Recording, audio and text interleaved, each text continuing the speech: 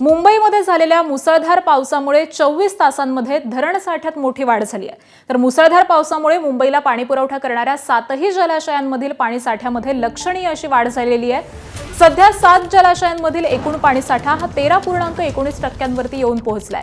तर अवघ्या गेल्या 24 तासामध्ये 3.78% वाढ नोंदवण्यात आली आहे। गेल्या काही दिवसांपासून सुरू असलेल्या जोरदार पावसाचा हा सकारात्मक परिणाम मानला जात असून धरण क्षेत्रामध्ये पावसाचा जोर कायम राहिला तर मुंबईच्या पाणीसाठ्यामध्ये आणखी वाढ होण्याची शक्यता आहे।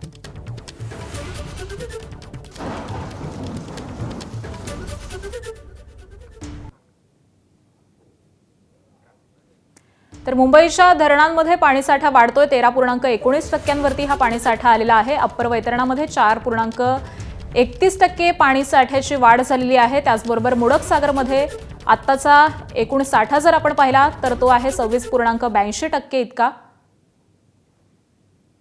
त्याचबरोबर तानसा धरणामध्ये सध्या 11.7% पाणीसाठा आहे तर मध्य वैतरणामध्ये 16.47% पाणीसाठा आहे। भातसा धरणामध्ये 9.93% आणि विहार धरणामध्ये 79.85% इतका पाणीसाठा आहे।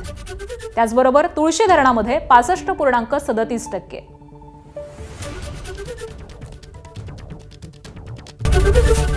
एबीपी माझा, उघडा डोळे बघा नीट।